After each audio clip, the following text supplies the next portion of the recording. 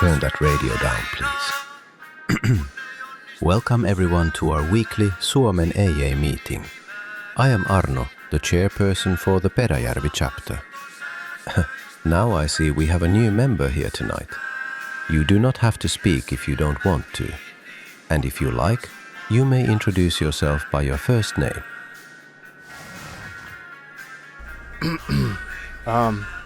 Hi. My name is Linus, and, well, as you could imagine, I'm here because I have a problem. That's a good start, Linus. Admitting you have a problem is the first step towards recovery. Juhani is right. That being said, would you like to tell us a little about yourself? So last night I went to my first AA meeting, and it actually wasn't all that bad. I started out by telling a bit about myself and explaining to the members on how I became in this predicament in the first place. Obviously, you guys already know that, so I'm not going to trouble you again by explaining it. I also have some other good news to share. The flyer job I called about yesterday, I actually got the flyers mailed to my house today, so I can get started right now.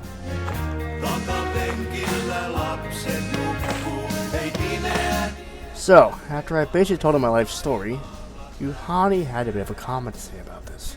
Basically what he said was, while the depression and the losing of the mansion was the spark, the prolonging of my addiction was the loneliness and the lack of things to do. And the friend I did have left, well, they're also alcoholics, so not exactly a good sphere of influence. Essentially, what I figured out was, when I was alone, I had no job to do, the bottle was my friend. And it helped the time pass by a little faster. And we got a phone bill here. Well, I guess it's not too bad. I got the money paid. Okay, looks like all the mailboxes are done for the apartments. I'm gonna go walk over to the church.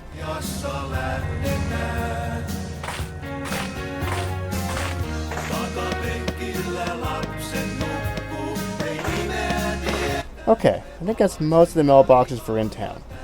Now, let's get the car running and we can deliver the rest of these. It's good that you found something to do for the time being with that rivet of yours. I used to have a car like that back in the day. But of course, mine was only an LX. All right, with that said, I think it's time we both share our stories of our own trials and tribulations. Juhani, would you like to start us off? Well, let's see. I think it all started back in 1988 or 89.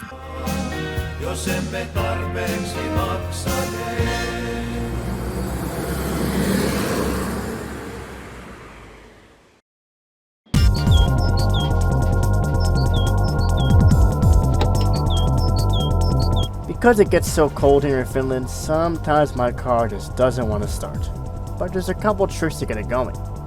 First, we'll pull the choke out because this is a carbureted car after all. We'll turn on the ignition and then I'll turn on the rear window defogger. Now, because it is so cold this time of year, you want to pump the gas pedal when starting the engine.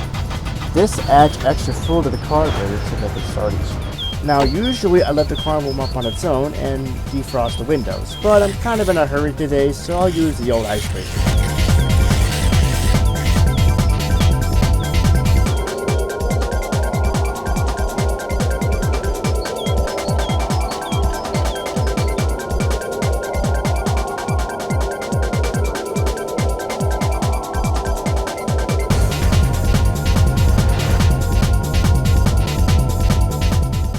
After driving my car for a little bit around town to get it warmed up, I stopped at the last mailbox in town.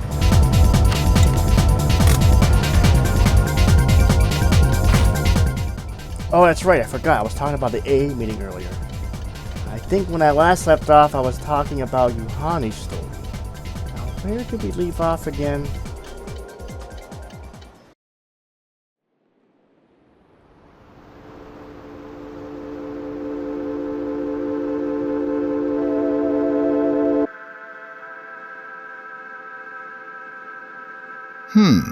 When was it? Ah, yes. I believe it was in the fall of 1988.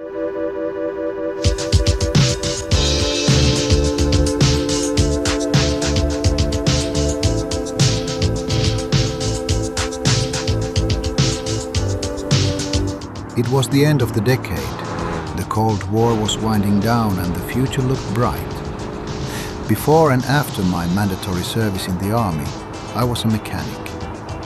I pretty much worked on anything with 4 wheels that you could throw at me. I had an 85 Tats Mir, Soviet import.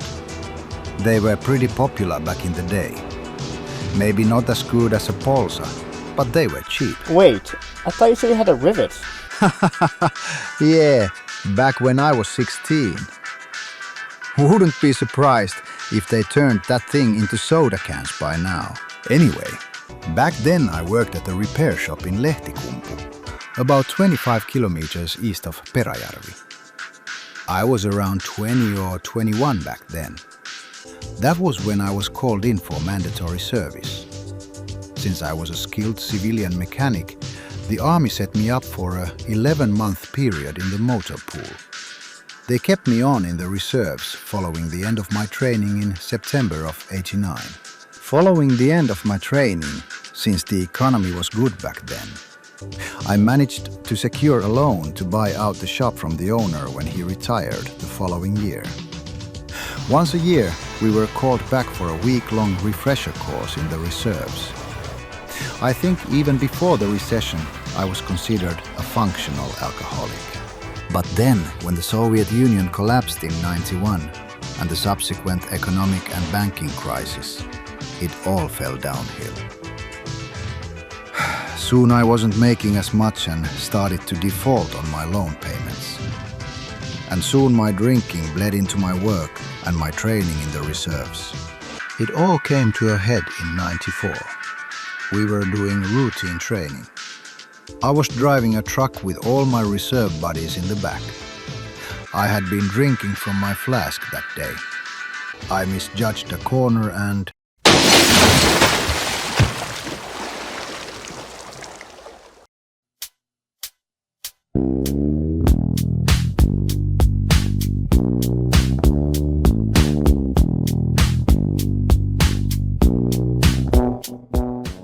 I had rolled the truck into a river.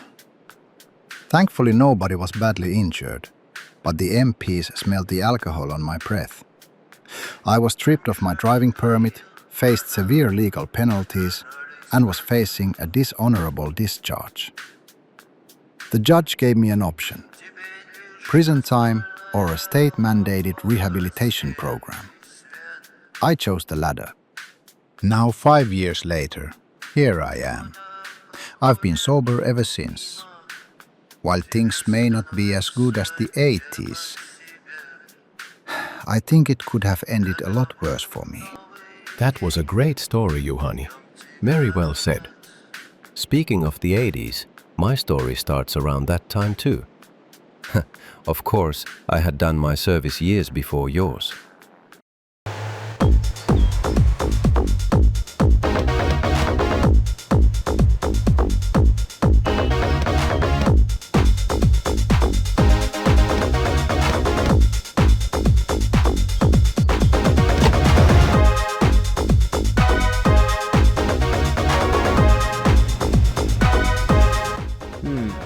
So I've got the Classifieds magazine here, and I'm just kind of looking real quick.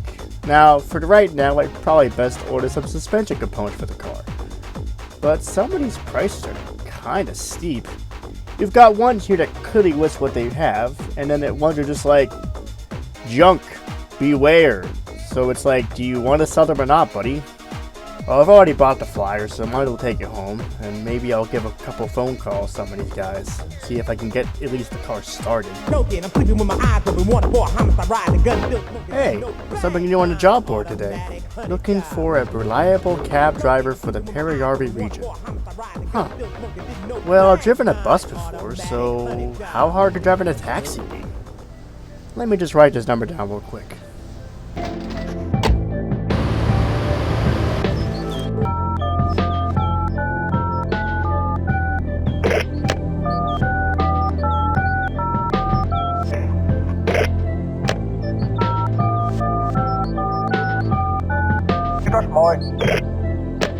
After about an hour of calling people, I decided to call it a day.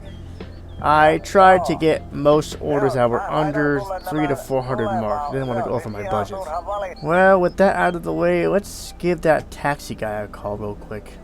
Once I got a hold of the taxi driver, he told me to meet him at the PSK lot tomorrow around noontime. So, from what I gathered, I basically can start the job as soon as tomorrow. He told me he'll explain how the taxi works and everything in detail when I come to visit him. In addition to that, I also got a call for some firewood delivery, so this is good as well. Hopefully, I'll have enough money to pay for all the parts I ordered. Oh, I almost forgot. I was going to tell you the rest of my AA meeting. I think Arno was telling the story how he became and recovered from being an alcoholic.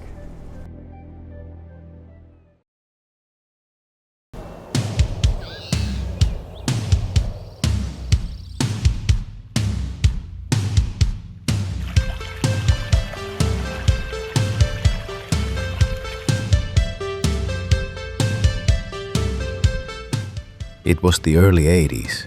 I was a plant manager for a lumber mill in Haapajärvi. This was during the peak of the lumber and paper boom in Finland. The money was good, but it was also hard work as well. And with hard work came plenty of drinking. Every payday, we go down to the local ravintola to drink expensive imported liquor. Sometimes we would buy the whole damn bar around too. Yeah, life was pretty good. It almost felt like a dream back then. I had a nice car, nice house. I felt like I was fucking Tony Montana from Scarface. But back then, I lived in the moment. Didn't think about what the future might bring.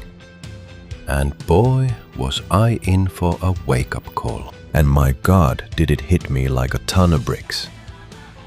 When the recession hit in '92, soon after the plant closed down, the bank took my house and I had to sell my car. I ended up moving back to my old stomping grounds in Peräjärvi. There I lived in a stinking caravan, freezing, drinking Koskenkorva vodka just to keep warm while I waited for my measly unemployment check. Then I finally hit rock bottom.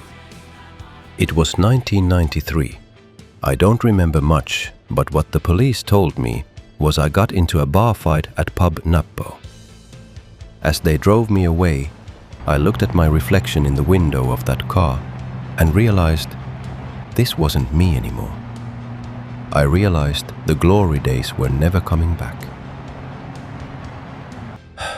And I knew I was going to die in a snowbank if I didn't change soon. After I got out of prison, I went to attend my first AA meeting in Kiuruvesi. Once I finally sobered up, I realized that instead of chasing the past, I needed to look to the future.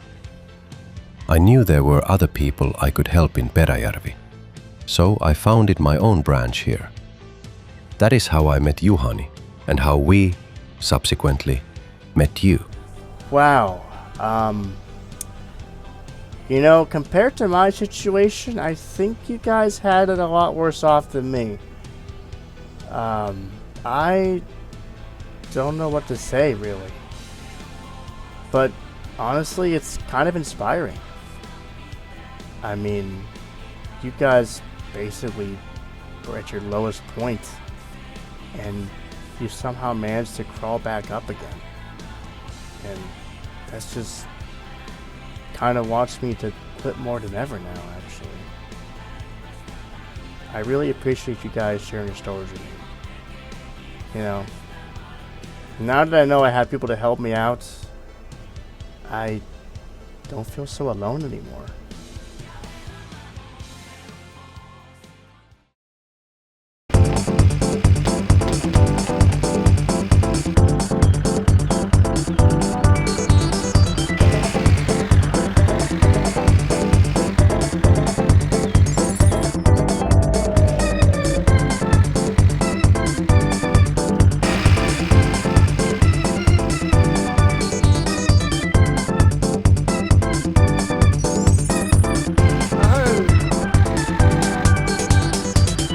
I was able to make it to the gas station, running on pretty much fumes by the time I got there.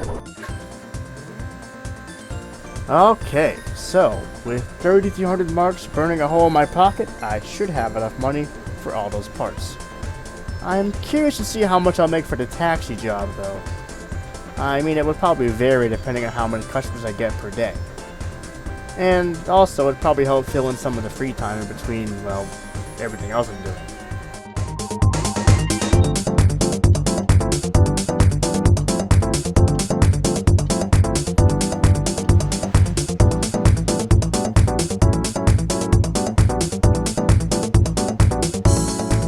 Alright, so I'm assuming that's the taxi guy right there. Okay, just play it cool, Linus, and just act natural.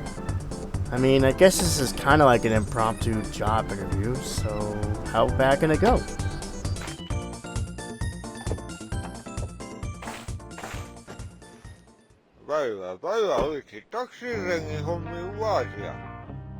Once I got in the car with the cab owner, he explained the whole job and how the taxi meter works, the rates, the phone, etc. I listened intently and took mental notes. Then after that, he basically said I had the job, gave me the keys, and told me I could start as soon as I wanted.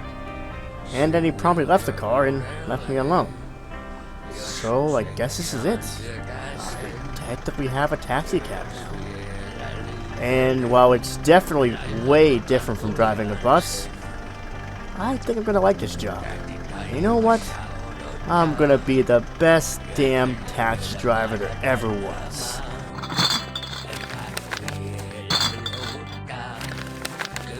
Okay, that's one less temptation and one step closer to becoming sober. It feels good. Linus, wait, before you go. Huh? We have something to give you. Huh? What's this supposed to be? It's called a desire chip. Well, is it supposed to be worth something or anything? No, Linus. It's symbolic. It's supposed to represent your desire to free yourself from drinking. This particular chip marks you 24 hours sober. Congratulations. Oh, thanks. I guess. You know, I thought that quitting would be kind of hard because I felt like I didn't have anyone else to talk to. And since I met you guys, it doesn't seem so hard anymore. So, I want to thank you guys for helping me at least get started with my road to recovery. You've got a long way to go, but we'll be here every step of the way.